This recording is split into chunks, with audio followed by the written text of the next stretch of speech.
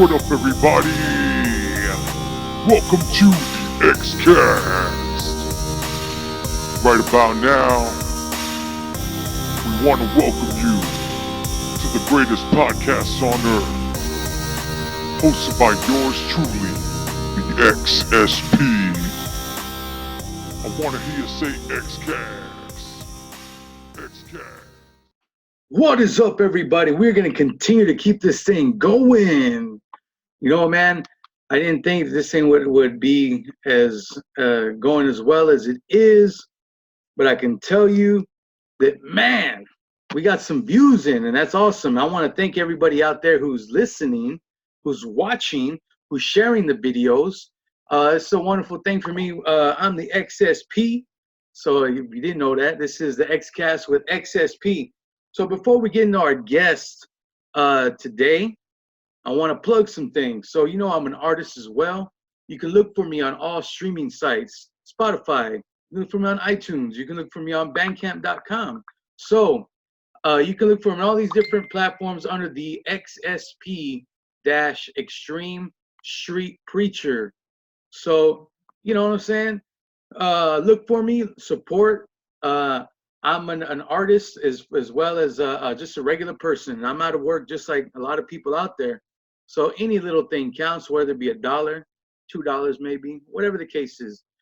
In the description box will be a link to my PayPal where you can do some, what do you call it, donations if you feel the need to.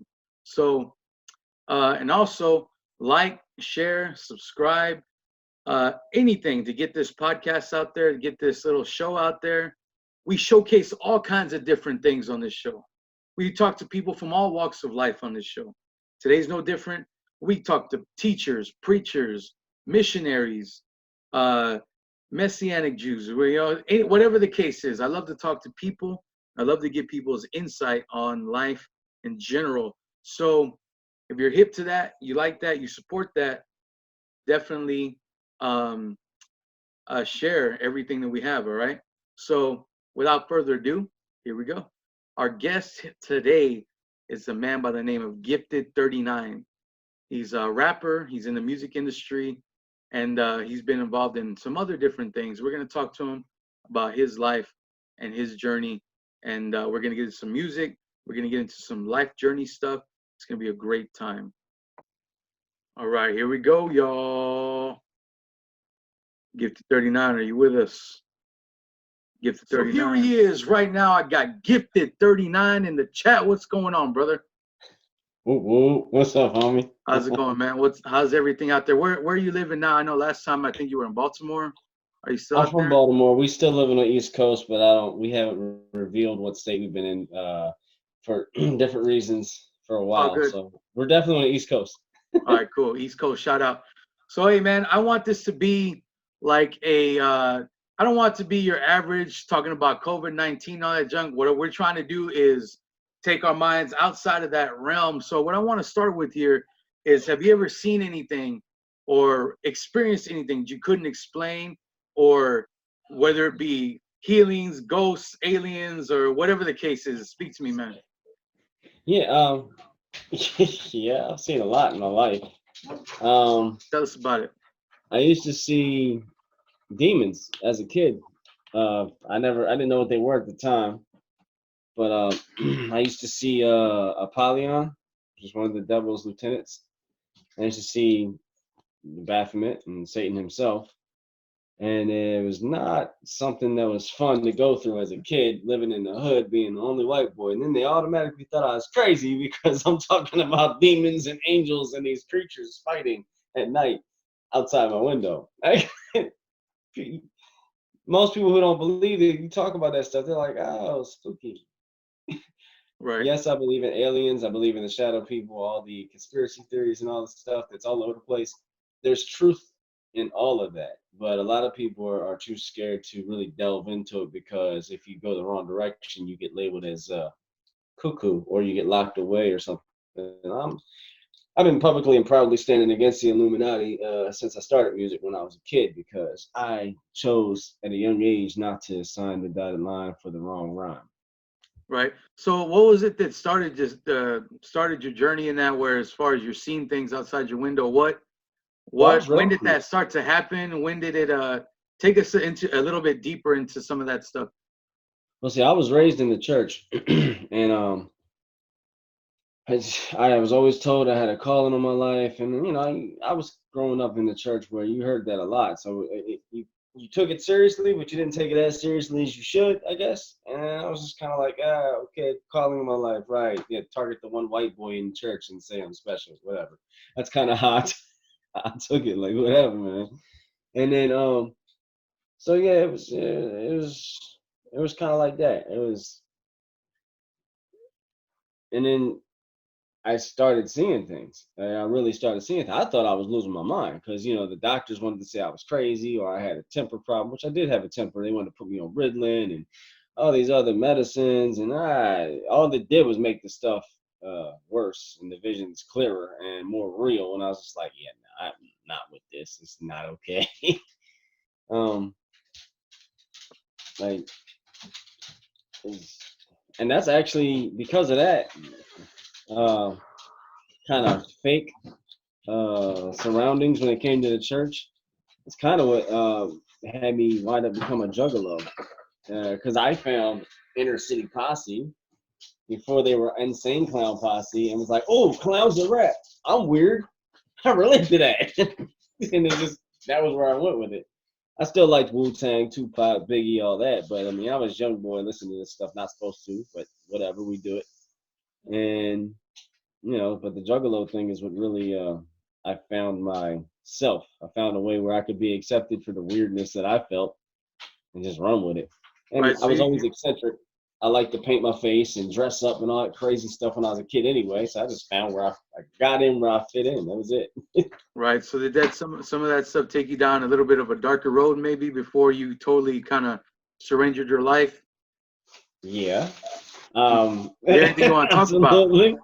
I was actually, I can talk about it now because I've been my record's been expunged and cleared out, and I got waivers when I joined the Navy. So like, even uh, if I was to say something now that could be considered admissible in court by self-incrimination, they can't do that because it's been covered. I've been given waivers, it's signed off, and of course it's been covered by the blood too. But you know what I'm saying? Like they they can't double jeopardy me. No So doubt. like, What is there anything that you can tell us about? Maybe a little bit of a testimony. I know that you're a Messianic Jew, if that's still the case. How oh did you yeah, come? I'm a messianic believer for sure. Right. So how did you come to that faith, or what point in your life, or what was the precursor to that, and how did your come to Jesus moment happen? Fake churches, man. Fake churches and being a drug dealer, a kingpin, and being one of the main people that brought a certain problem to my home city. And you know, just searching, always going to different churches. I was always either told I was I was too white for the black church. I was too black for the white church. And then when I go to a church that was supposedly mixed, I was still singled out because I ain't grew up there. You know, like I went to a church that took like 6 of my juggalo friends with me one time because we found this church that was supposed to be accepting of all walks of life. So we went up there, trip pants, ICP shirts, hatchet men, whatever. The whole just how we dressed. We left the face paint off because you know, we were trying to be a little respectful, but that's what we wore. We went up there and we got sent away because we were accused of being involved in a cult and devil worshippers. And I said to the preacher, I was like, well, if that's the case and that's your reason for sending me away, then you're just as bad as I am and you're going to go to hell. And that's what I told him, man. I was never allowed to sit back in that church again. And the being cast out and banned from multiple churches has been a repeat, a broken record in my life. Like, even when I started doing hip hop and started performing, even though it was like I always had some element of my music that was about gospel. You know what I'm saying? Oh, even when I was doing just everything, and I got told, well, you can't wear the face paint, or you can't dress this way, or you can't braid your hair, you can't wear trip pants, or that looks too dark, that's too demonic. You gotta lighten this up. Yeah, I'm like, y'all listening to the words? They were worried about what I looked like. But the people who would come were the people who not only gangsters would come, The juggalos would show up. The gothic kids would show up. The emos, the weirdos who didn't fit in anywhere. Like, I got a lot of black juggalos to show up at my shows when I was doing shows when I first started, because where I was from and what I related to, it kind of blended what they were going through, because they didn't feel accepted nowhere, anywhere. They were, you know what I'm saying? That's kind of how my wife found out about me, because she's a black juggalette. And she heard about me, was like, word? So do you think that's that people not accepting you maybe for what you look like in the church kind of set you off from kind of that put like a like y'all that Christianity isn't real or Jesus isn't real? Did that put you off to the church world? For a little while, yeah. For a little while, I became probably one of your meanest, uh, ruthless individuals that you could meet anywhere. I didn't care. You looked at me wrong, you was getting dealt with. Like, it didn't matter what race you were, I didn't care how big you were, I didn't care who you knew, I didn't care what your status was in the hood. I don't care about none of that. Whatever. I was the white boy, the only white boy on my block growing up, so I was used to having to prove myself. That's became one part of life. I just thought that's how it was, you know. Like, I had to learn when I moved out of Baltimore, when I was older, that I was more than just a hood nigga, because that's all I knew growing up. That's it. That's all I was. That's all I was told. That's all I was ever gonna be. And then on top of that, you that plus you weird, so you ain't never gonna have nobody. You a lost cause. And I got told this from blood family too. Like, I mean, when I say blood family, I mean biological family. I don't mean blood. I'm not that. I never. Yeah, I know homies like that, but that ain't me. I gotta make sure I'm clear, because, you know, I don't know the audience and the demographic and all. You know what I mean? Well, I tell you what, just to give you a little bit of a glimpse, we have church people, we have juggalo people watching this, we have business owners watching this. So anything that you say is going to go out to that audience. So if you have to clarify or you feel you need to clarify, that's fine. Just to give a little bit more of an insight on the people who are watching out there. So when did you have that come to Jesus moment? You're running the streets, so to speak. You're kind of you know, dealing with all these different things. What was it? Was there a pinpoint moment where you're like, you know what, I just got to surrender my life down? All right, so it happens in stages for me, and it's always been like this. And I think it's because that's just how God will come to everyone on their level if that's what you want, if that's what you ask Him to do. I was raised in the church. I said the sinner's prayer when I was a baby boy. I was 6 years old first time I said the sinner's prayer, because I was taught the right way. It was like, I ain't trying to go to hell, and then I would ask questions like, well, what if I mess up? What if I do this? Well, that can send you to hell if you don't ask for forgiveness, but you need to strive to be like Christ, to be like Yeshua. And see, I always had that Hebrew influence because of my Aunt Dawn, because she had always taught me, hey, you got to keep in mind, the Jewish people are God's chosen people, and what we are, Christian, comes from Judaism. But Christianity, true Christianity, is being born again, accepting Yeshua, Jesus the Christ, as the Messiah, and understanding that Judaism was the precursor to Christianity. You know what I'm saying? Like, a lot of people, they forget about their break. Like, you got Christians that'll damn Jews, and then vice versa. That's not how it's supposed to be. Now, Jesus told us that was going to happen. He said that was going to happen. He warned us about the division in the body with all the different denominations of people focusing on legalism and traditionalism and all that way too much, when they really should be worried about what's in the word. And I've always said, I developed the saying as I got older, if it ain't in the word, it don't need to be heard. If it ain't in the word, it don't need to be heard. If you can't take me to the word, nah, I'm good. I'm good on that, And so people who are listening get it clear. It's not Masonic, it's Messianic, meaning the belief in the Messiah. A lot of people hear Messianic and they mishear it and think that it's saying Masonic. We're not Masons, not connected to that, none of that. Ain't no.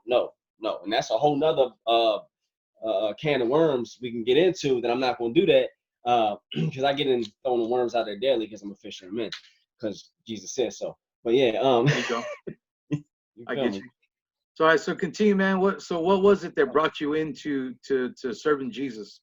So I said all that to say the pull was always there, but the different stages in my life, depending on what I was involved in, the pull against it was stronger sometimes and less. So I was one of these. I was doing this for a lot of my life. I was wavy. in the most literal spiritual way. And so I started seeking peace in other things. I sought peace in sex. I sought peace through fighting because, I sought peace even through my music freestyling. I sought peace.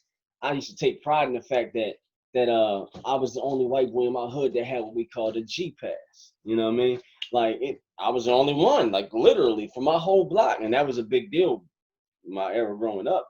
Like, oh, you the only white boy around here? I'm from down the hill. Anybody from Baltimore knows about down the hill, what we call DDH. That's where I'm from the 500 block of Northeast Avenue. The part of down the hill we call down bottom, down there where the 23 and the 22 used to intersect. If you lived in Baltimore at any point in time back before 2012, 2011, 2010, you know what I'm talking about. And I'm born and bred. I'm a city boy, Baltimore City, East Side, till I die. So like the pull to Jesus was always there.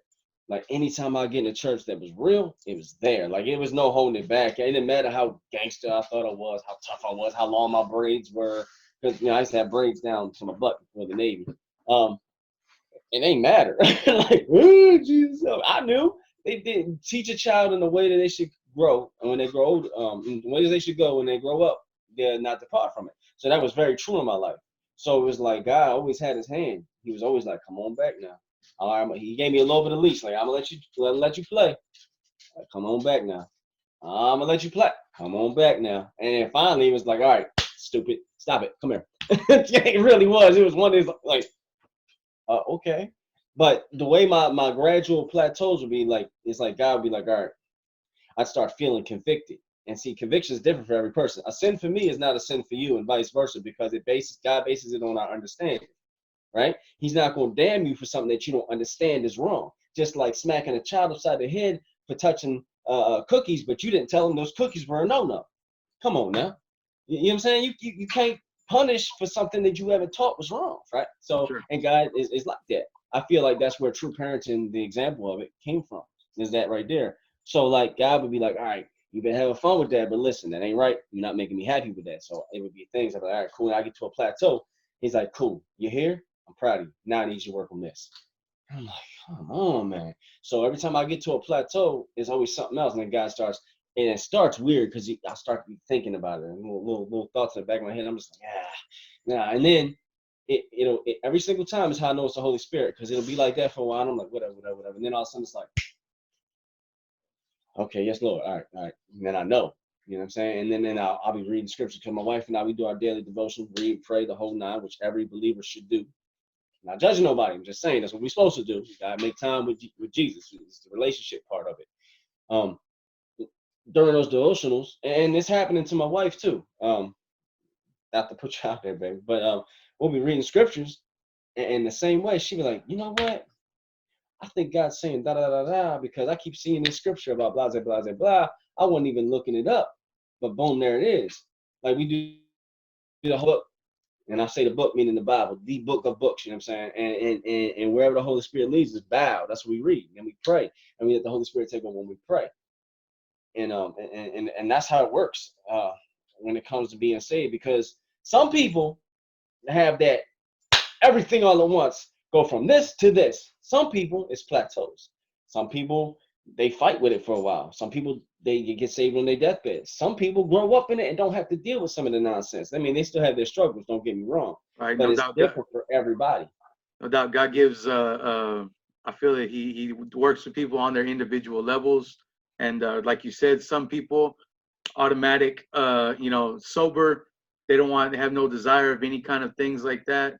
Or some people kind of takes a gradual uphill type thing. But all right, so let's get into some of your music. How did you get into, you're a rapper, and I'm an MC. Yeah, I'm a rapper. So you're an MC. All right, so how did you get into the rap game, or where did it start for you? Who are your influences? How did you come to start rapping? Well, see, my current influences now is Seven, Twisted, modern now, Twisted now, because I can see them without me getting down a rabbit hole. I can even see some of the stuff they're saying is pulling towards God more and more. I feel like they're going to get saved, and they're going to be like, I'm talking about on fire saved. Like it's going to be like, all right, this is what we've been trying to do. Boom. That's just my hope. But yeah, my influences now: Seven, Twisted, what's his name? Tech Nine. It's so many, but those are the main ones. Maybe I ain't like he really knows me. And then there's I got some of my brothers who do music as well. They influence me, and I influence them, so forth, so on. But and always Tupac. And as a kid, Tupac was always a major influence. Bone Thugs and Harmony, Insane Clown Posse, Twisted when I finally figured out who they were when I was younger, and then anybody who was psychopathic at one point. But now, believe it or not, one of the homies that I'm friends with, you know him, Jay Payne, he's influenced a lot of my music as well. No doubt. Shout out to Jay Payne. Right. I Shout don't out know to if I Jay Payne. influenced him at all, but he's influenced a lot of what I'm writing. Well, honestly, But the man, like movement when I'm starting, the way that I even heard about you is through Jay Payne back when he was calling himself Crazy Jay. I think it's Distant Brothers, if I'm not mistaken. Distant Brothers was a brainchild of me and him because we've always lived so far away. And a funny fact Yeah, I'll is say give us a whole rundown of how you guys started that project. well, we found each other's music by accident on MySpace. This is how far back we go. MySpace, right? I thought he was dope, and I could notice little things in his music that related to me as a believer. Not the holiest of holy believers, but like a believer who unapologetically has always believed in Jesus. Like I never, it no matter what I was going in my life, I knew where to run to. You know what I'm saying? And I could sense that in his music. So I reached out to him like, yo, I'm looking for other Juggalo rappers to try to see what's up with these collabos and et cetera, blah, blah. One thing led to another. We eventually became friends and we started talking, and it just became a thing. And eventually we collaborated and it was awesome. And then we came up with the idea for Distant Brothers because we've been friends for so long and we live so distant, far apart. You know what I mean? So, and we actually never met in person, believe it or not. We were supposed to a couple times and it just fell through. It didn't work out. I was supposed to meet with him at one of the gatherings when he was doing his outreach ministry with Joe Hamlin, but I wasn't able to make it because I didn't have the money and I was just too far away and time constraints weren't working in my favor. Plus, I was going through a lot of other stuff during that time, but it is what it is. So when you started to rap, did it always have that Christian influence, or did you Oh, start yeah, it out was doing always. like gangster rap? Or talk to us a little bit about your journey in the rap world. I've always written my life. Anything you hear in my music, whether it's dark, in between, or light, or just whatever topic it is, it's written from a real place, whether it's my past, my present. Uh, no matter what I'm writing about in my life, it's from a real part in my life. It's not. I don't fabricate. I don't embellish to make the song harder. I don't make up stories to make it sound like I've really been through. No. If I ain't been through it, I ain't speaking on it because I never had respect for artists who did that. I'm also very against. No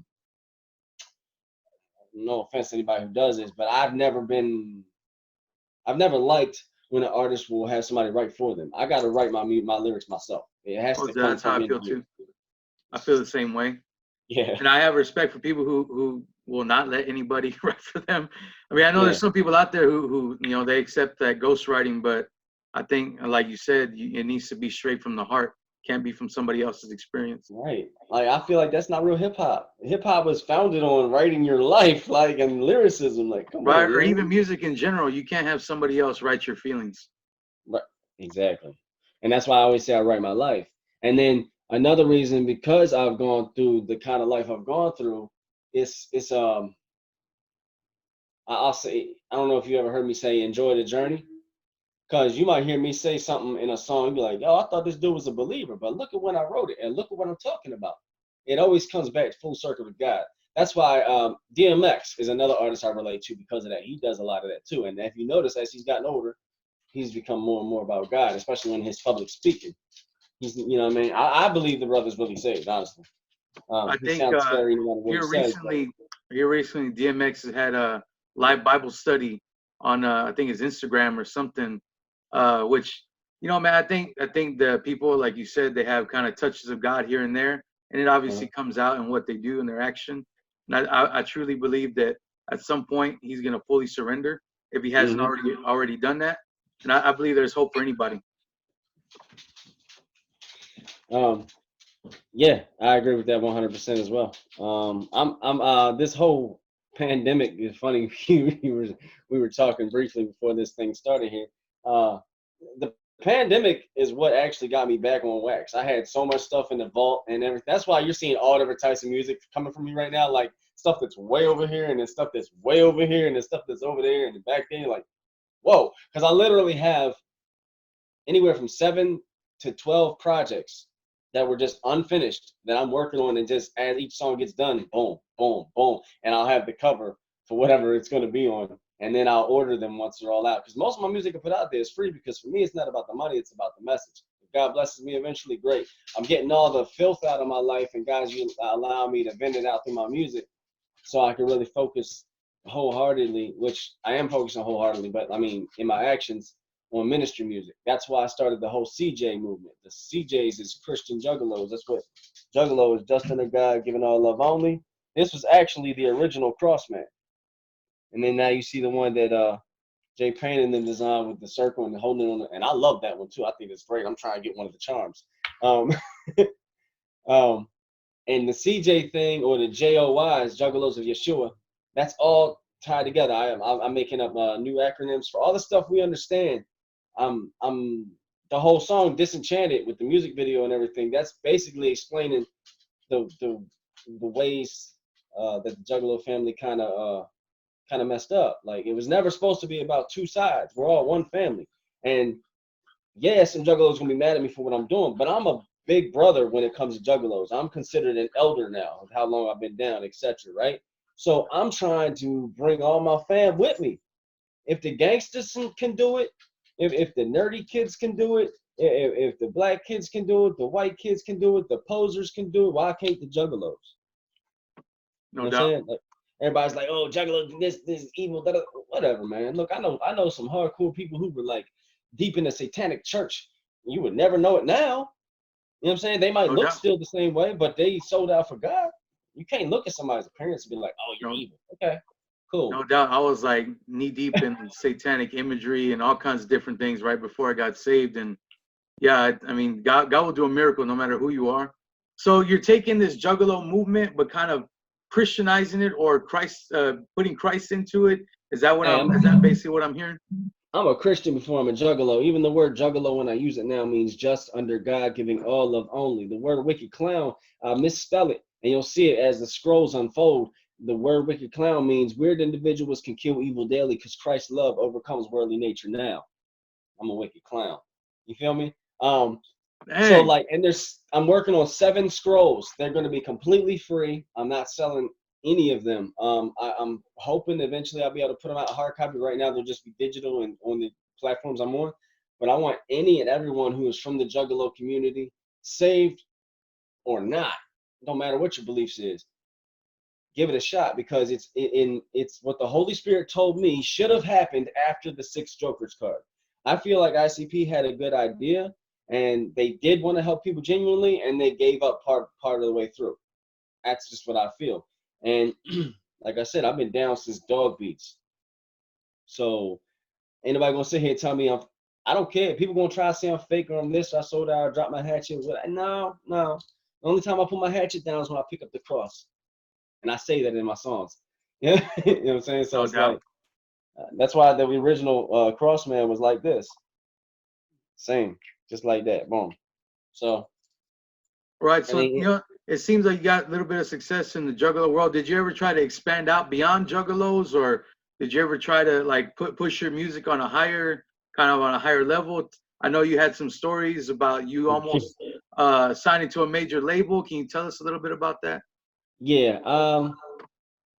If I name drop some people, they not gonna be happy, but it is what it is. I'm gonna let God take the wheel. So like, before I moved to California, in 2011, I was linked up with a company, and they were supposed to be putting me on tour with a bunch of heavy hitters, main names. Basically, this lady turned out to be a scam artist, and she not only screwed me, but like at least 10 other artists, if I remember correctly.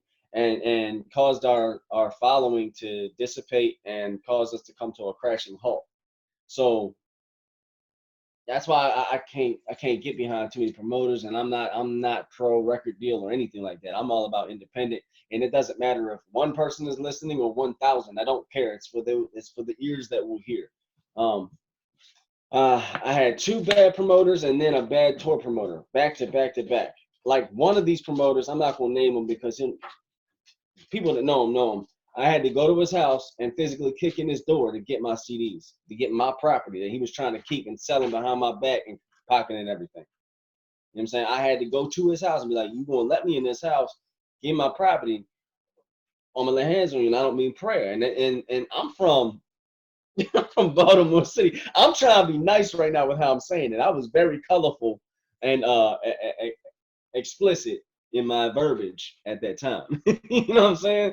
So it's like, yeah. So that's like even with that now, if you hear me curse in any of my songs, 9 times out of 10 that was written during the time where I kind of broke my own rule when I put out the #NoFilter. That was the first project that I ever cursed on.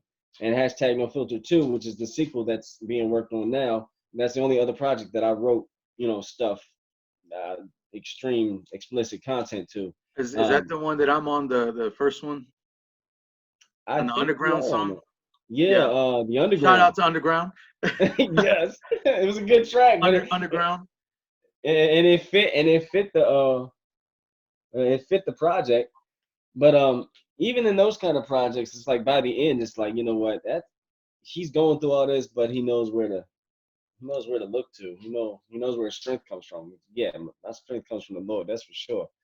And I know I fought with God for several years about doing the 7 scrolls. I'm like, man, don't nobody know me. I'm not that well known. And then I started finding out by way of people like yourself and Jay Payne and other juggalos I've across. They're like, Gifted 39. I'm like, yeah, who are you? Oh, I heard about you at the gathering. I'm like, nigga, I ain't even never been to a gathering. How you hear about me at the gathering? Oh, the homie Jay Payne or Crazy Jay. Oh, this homie from so-and-so told me about you. Yeah, the juggalos, we know about you. I'm like, well, I'm a juggalo. I guess that's good, It was weird. It's really weird for me. Like, even now, if somebody stops me and knows me because of my music, I'm sitting there like, who sent you? Who sent you? What's good? You know what I'm saying? Let me get my Bible and my pistol, because one's for demons and one's for dummies. You know what I'm saying? But yeah, I mean, it's a humbling experience even now.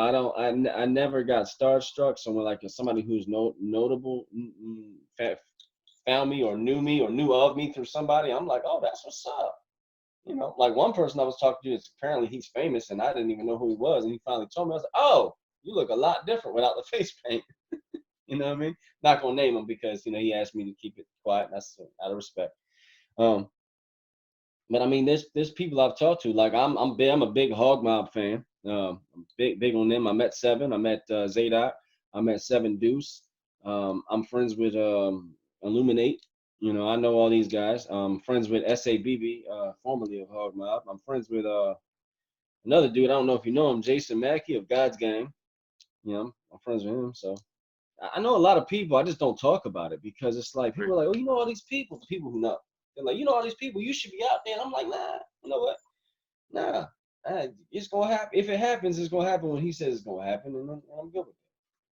All right. So I know earlier you said something about finding Illuminati. Did you ever have any kind of encounters with any of that stuff, or anything you want to talk about, expound on, as far as music is concerned? Look, when I was 16 years old, and these dudes look like the Men in Black. Okay, they sat me down at the table. We like your music, and these guys, I mean, these dudes were like weird looking. I'm talking about like some story type stuff to give you a perspective of how these dudes, like American Horror Story meets Men in Black. This is what these guys look like to me, right? And I'm a 16-year-old kid, and they're like, yeah, we need you to read this contract. Everything sounds good. You sign, and we get you going, and we get you on the road. We start working on your artwork, your production, the whole nine. The contract literally said, I guess they thought I was just a dumb thug from the hood that couldn't read or whatever. It said that the person releases all rights to their soul to Baphomet upon death. It actually said that. It was in fine print. It was really small. And I'm like, I just played it off because I didn't know what to do. I was scared. I was like, let me get back to y'all. Let me think on it. And they were like, "You sure about that?" I'm like, "Yeah." And then from that day on, I was always speaking against them. I don't care. Illuminati. I'm definitely against the Illuminati. And it's unfortunate because the music industry, both underground and mainstream now, is slowly but surely becoming more and more inundated with it. You really gotta be careful. Like you I'm all for liking all types of music and listening to all types of music, but the problem comes in when you start to let it affect your spirit and change who you are and move the good out and move the evil in. That's what you really gotta be careful about. The ear, the eye, the mouth, the nose gates. You know what I mean? That's why other things are so uh, such a big deal, and we try to brush them off like they're not. But then once again, like I said, everyone's understanding is what dictates what is seen as sin to the Father. You know what I'm saying? So you know, like I said, he ain't gonna damn you for something that you don't know is bad. But once you learn and you decide to run back to it, that's when he's like, "Come on now, you know better than that." You know, one of You the know what I things mean? that I'm seeing now, it seems like in the last 5 years that satanic influence is more obvious. Like I don't know if you've Absolutely. seen this guy named Trippy Red. If you've Yeah, seen some of his videos, he has people, girls with blood on them, yeah. or they're dressed in all white doing some kind of sacrificial stuff. You wouldn't see that about 5 years ago, but it seems That like it's a lot heavier now. Like it's more accepted now, and it's sorry. very much mainstream. Yeah, it's okay to be evil, and I'm just like, okay, I'm all for shock imagery and face paint and contacts, but come on, bro, you got to draw the line somewhere. Like, and it's weird because the spirit of discernment is a very real thing, and when it hits you, you better take heed. If you know, if God says, "Hey, don't look at that," what? You know what I mean? I mean, an example completely unrelated but related because we're talking about God. The cross that's in the Disenchanted video. Um, I was outside doing yard work with this whole everything going on. I've been getting a lot of stuff down here at the house. My wife is loving it, by the way. Love you, babe. Um, she's loving it. So I was outside. I was getting some stuff done towards the end of the day, and God said, "Clear as day, build me a cross." Turn around, like somebody. All right, Lord, I guess it's you. We'll go ahead and build this cross. So I started pulling out power tools and nails and everything, getting it all staged the old way. So I had to, me and my boy that lives here, we had to etch out. I mean, we took a screwdriver and a hammer and we etched it out, pieced it together, banged it together, and roped it together. No nails, no nothing. We did it as close to the old way as possible and set it and put it up. And now, if I ever leave this abode where I am and go elsewhere, that cross will stay here as a symbol of protection, and that this is a believer's house, no matter what. So this house will be protected. The angels will know that some of them need to stay posted here at all times. And I feel like that's the reason God had me do it. I had never built a cross before in my life, bro. Like it was not an easy task, but let me tell you. But now I feel like God's telling me, unless He tells me otherwise, as of right now, everywhere that I go and live, there will be a cross built, put up, and it will stay when I leave. Simple. It's just it is what it is. Anybody who don't like it, oh well. Sorry. God said I gotta do it. Daddy said I gotta listen. You know. All right, so now let's move a little bit past the music. You're part of an organization that helps the community. Yeah. Can you talk a little bit about that organization and what you guys actually do, or what your goal was when you started it? Missionaries. Missionaries. I'm the founding president. Uh, Started it in 1997 as a street gang. Believe it or not, we started a street gang. We got established. Fast forwarding after many trials and tribulations that I really can't get into. A lot was done behind our flags and our beads. And everything, all the ideas were always good. It was always anti-racism. It was always, for the people, by the people. It was always bringing everybody together. It was started on like, you know what?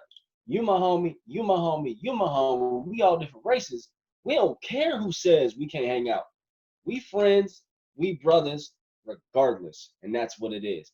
And heavy influence for that kind of movement was Malcolm X after Mecca and Martin Luther King, people like that, pioneers who really made leaps and bounds in the black community and against racism to do away with segregation and bring us all together because we all bleed red. And that's one of the things we say, hashtag we all bleed red. You see that 9 times out of 10, somebody heard it from a member somewhere and it's just been going.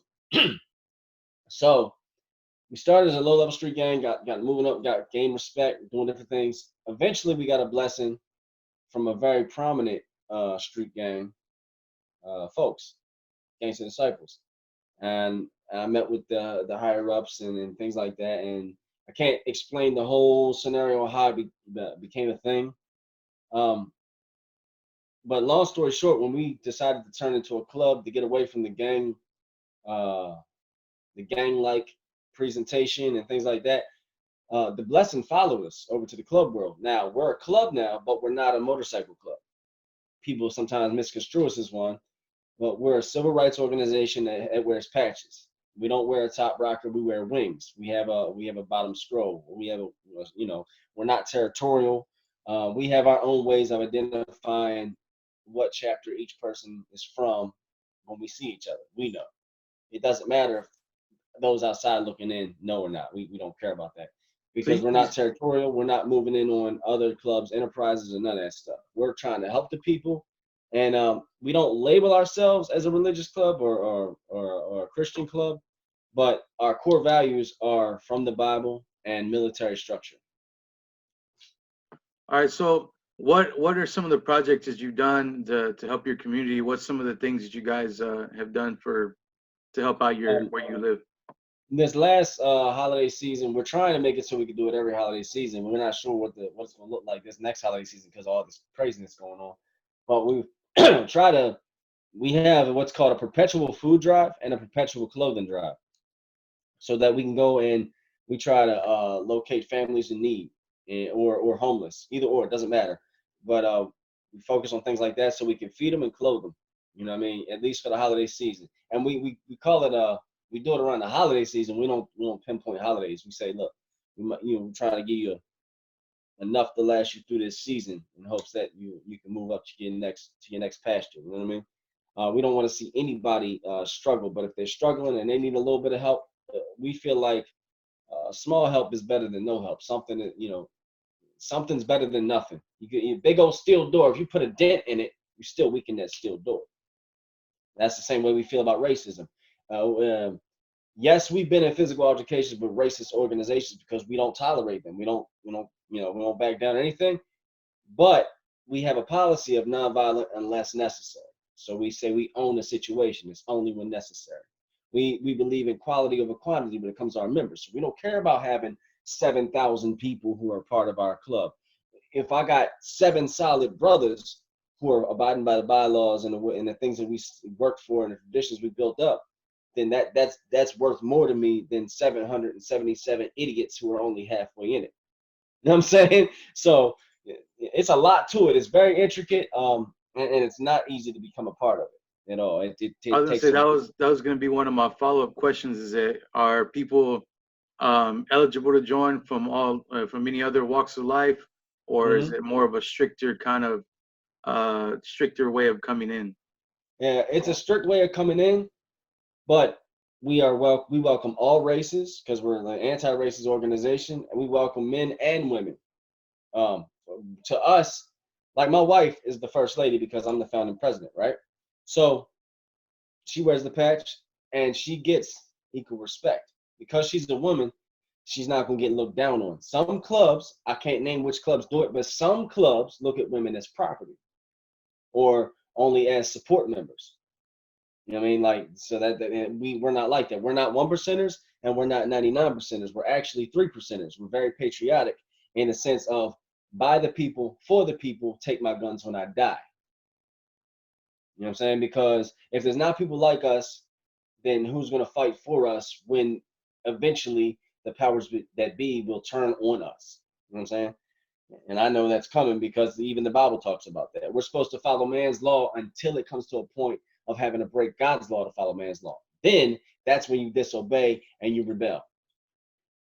It's not that hard, but everybody wants to make it super complicated. But I just broke it down for you. All right, there you go. So, all right, and so you said some of that comes from a militaristic background. You joined, you said the Navy? U.S. Navy, Navy Seabee. What caused your decision? I know that on social media I've seen your YouTube things, shaved off your hair, different thing. What was There you go. What was the build up to you joining the Navy? What caused that decision? Because that's not usually one that people make. You just like right off the bat. What was the decision to do that? Serve your country. Well, growing up, it was a combination of things. Growing up, I either wanted to be a firefighter, a cop, or in the military, believe it or not. The reason I wanted to be a police officer is because I wanted to help catch crooked police, because I've seen nothing but crooked police growing up. And I was always taught police were supposed to be the good guys. But every time I came in contact with a cop, he was crooked. He was a criminal. He was worse than the dudes he was locking up. Like, you know, I had a police officer put a gun on my head and be like, "What you gonna do, boy? What you gonna do, boy? It's my word against yours." You know what I'm saying? Like, he said that to me. I'm like, wow. You know, that's the kind of police I dealt with growing up. So I wanted to be a police officer to catch the bad police, at least be one good cop, you know, out there. God didn't allow that to happen for whatever reason. I wanted to be a firefighter, but a lot of places on the East Coast, you got to be strictly volunteer to be a firefighter. And there's so many different things. I know it's different on the West Coast. I found that out when I lived out there. And then I always wanted to be, if I was going to join the military, I either wanted to be in the Marines or the Navy. It didn't matter, one of those. So fast forward, finally got my opportunity, and I was out there. So I went and talked to the Marine recruiter. Everything was going along smoothly, whatever. And it turned out I couldn't get, at the time, in 2014, the time I was talking to the Marines, I couldn't get two waivers I needed. I couldn't get the age waiver and the penicillin waiver. So I needed both of those. He can only get me one of them. So my recruiter, who was, I believe he was a sergeant, he said, "Come here and sit down." I was like, "Oh, crap." I thought I was in trouble. Sat me down. He's like, "Relax." He's like, "Do you know about corpsmen and Seabees?" I said, "I do." Well, I said "Ra," because that's how we were told to, answer.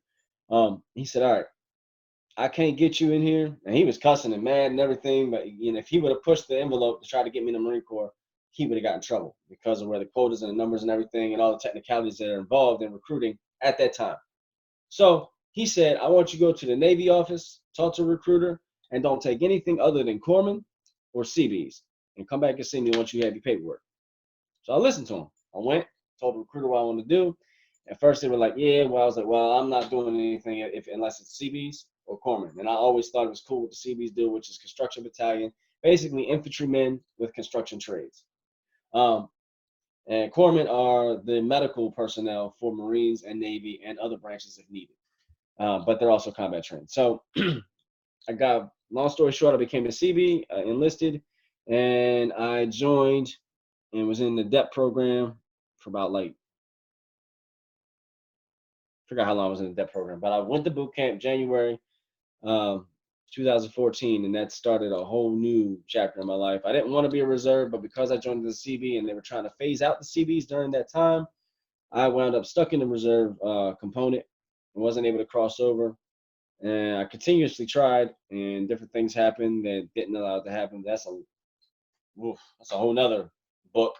But it is what it is. I wound up not getting the chance to deploy, regrettably. But it's whatever. It's not everyone gets to go anywhere. I was supposed to deploy 3 different times, and something happened every single time. Where once the deployment was canceled, one time the team I was on got canceled, and the other time I had a senior personnel lie on me and get me put on medical hard hold and medical review. So I wasn't ready on paper to go when it was time to ship out. So, given your time serving the country, do you feel that America is kind of in a spell of non-patriotism, or maybe anti-America? Like anti-Americans are being anti-American. How do you feel about the way that this kind of country is? The way Americans feel about their own country. Do you think that is that's the case, or do you feel that way coming from a militaristic point of view? I think a lot of Americans confuse the whole if I'm against the government, I got to be against the military. No, the military was conceived in order to protect the people in the event of the government becoming a tyranny. You know what I'm saying? So what's going to finally happen when it all does hit the fan, insert expletive here, what's going to happen is the military is going to divide against itself, because a lot of the officers have been up there so long that they get inundated with all the political crap, right? Because they got to sit there at those tables and the meetings with those guys. Eventually, you hear something along, you're like, oh, okay, well, yeah, that might be right. You're gonna have officers and enlisted fighting. Nobody that I know in the reserves or the active duty side, especially those who have family, are going to obey an order, regardless of who it comes from, to go kill their wife, their child, or their family, or their friends. It's not going to happen. You're going to have to literally implant them with something that controls them. That's why I think the mark of the beast is going to be something to do with nanotechnology and robotics, so that it controls them. They're experimenting with it now. Now, I also have a theory about that. If you are forcefully implanted with something like that, meaning you're not willing, but it still happens, your soul's not damned. That goes back to what I was saying. You see what I'm saying? Like, it says in the Bible, if you willingly take the mark, you say, okay, or okay, that's it. No redemption.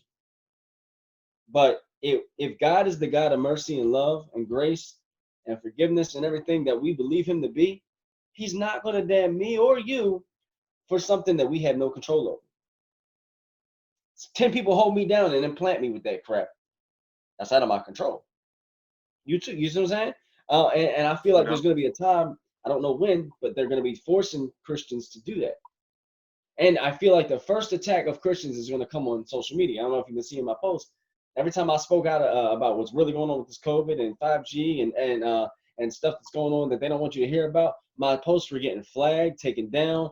I was getting, I'm banned from posting in any groups until sometime next month because I'm speaking truth. That's how you know you're ruffling the feathers of the right, wrong people. Yeah. But, okay. So what I was saying was that it seems like there's a monopoly on all social media, that you can only release certain information, or if it's not to a certain agenda, then they'll flag you for it. It seems like that's the case. Absolutely, they're putting people, they're putting the right, wrong people in power on every playing field now. Is what they're doing, and they're killing those who aren't afraid to keep talking.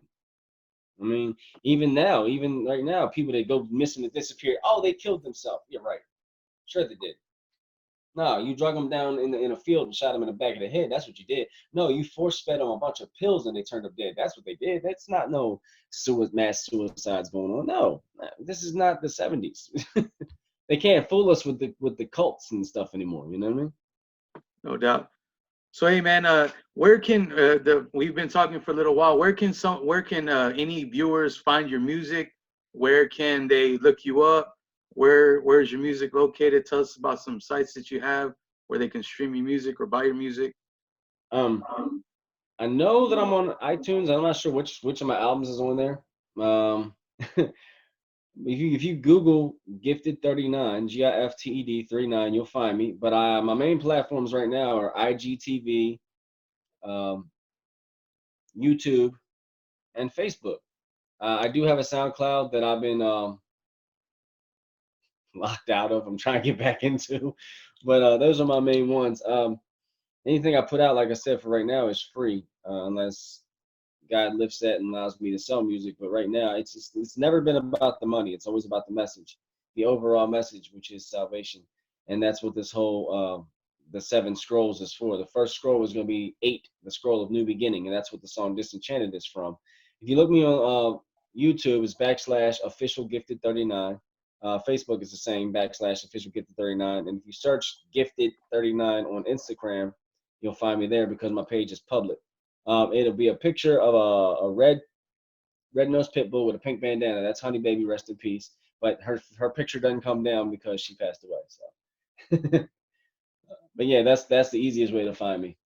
All right. So real quick, before we actually get going, you say you used to see these demons. Can you give a visual description of just to end this out? Like if you can remember any details of the description of how they looked and how they appeared to you.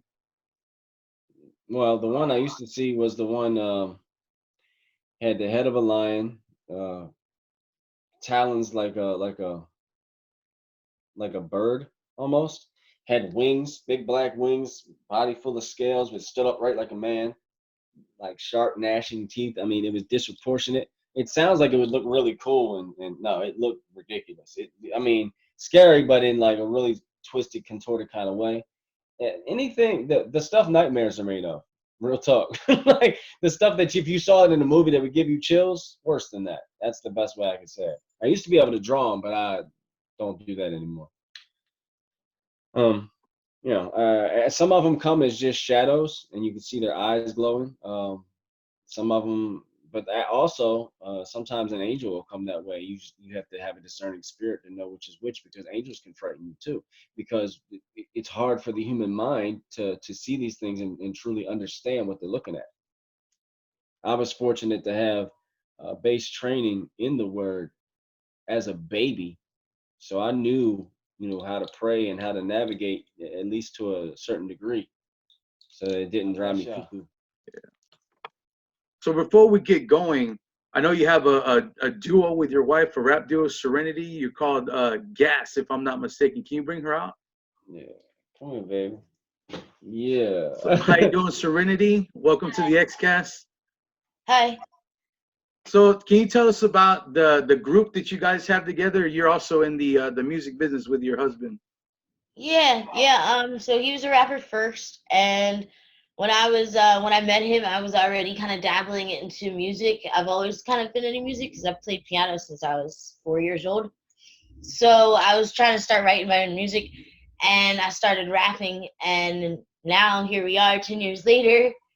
And I just got better and better, and now we rap together, and we just kind of go, like, we'll make one song, but it'll be like half him and half me. Mhm. So I like it though. It's pretty cool. I've never really done a collab with anybody before. I've only done my own work, so it's really cool and interesting and So new.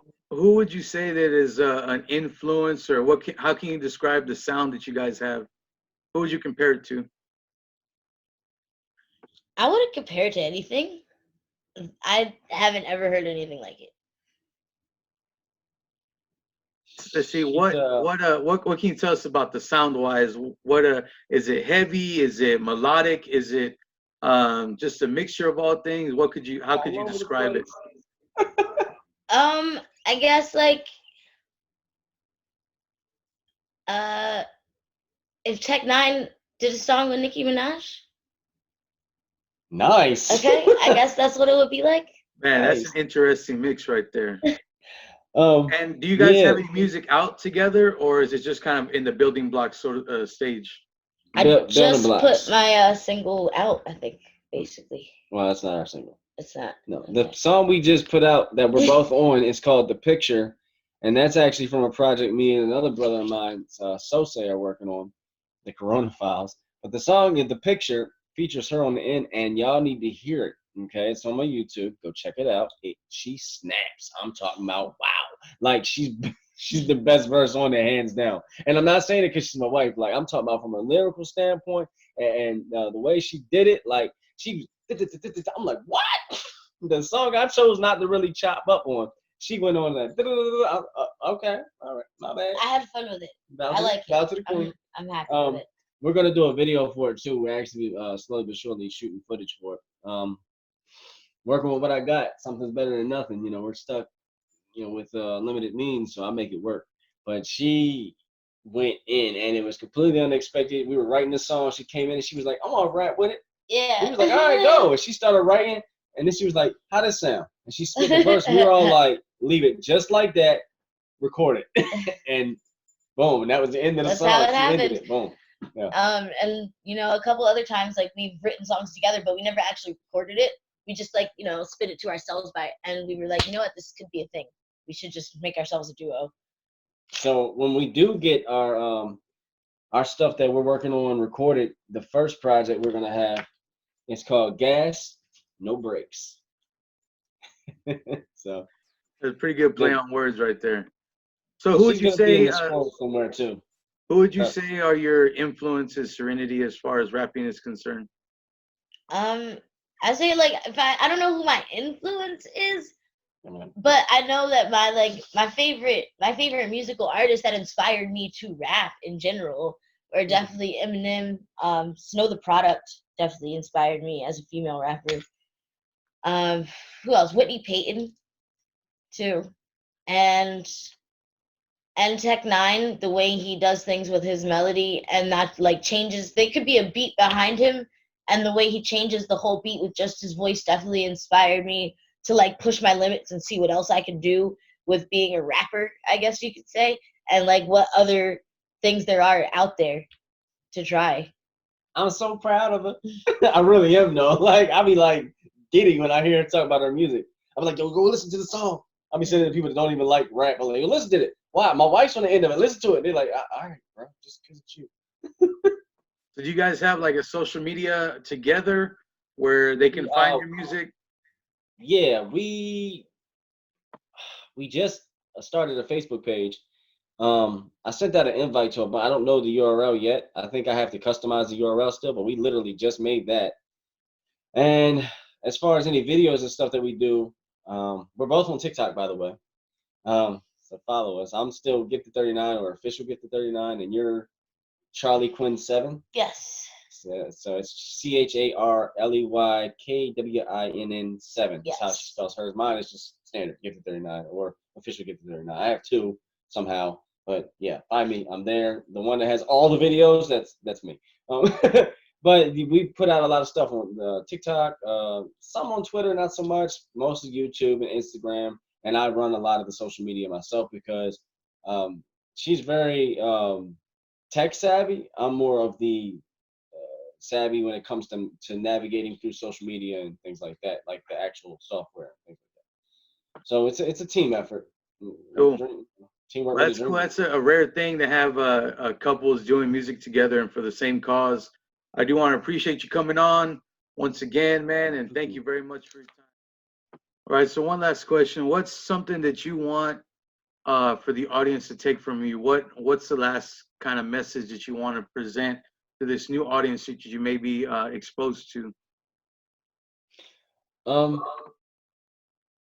Judge not lest ye be judged. I have some music that you are not gonna like, but I try to do something for everybody. But I'm also giving it to God because God gave me the talent. So as I progress, you can progress with me. It's stop getting your eyes on people because yeah, we make up the body, but even the body catches a cold, gets sick sometimes.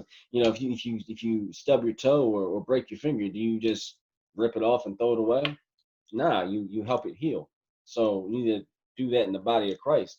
Stop looking at somebody because of how they dress or because they cuss or because they drink and just casting them out. No, that's not what the scripture meant when it said, oh, if a body part causes you to sin, cut it off. That's not what it meant. Seek the Holy Spirit for clarification on that because I ain't finna be the one to tell you one way or the other. Now, unless God tell me to. No doubt, man. Well, thank you very much for your time. Thank you for sharing your life and sharing your testimony, so to speak. Thank you very much, man. And that's all the time we got for today, though. Thank you very much once again. All right, look us up, man. God bless y'all.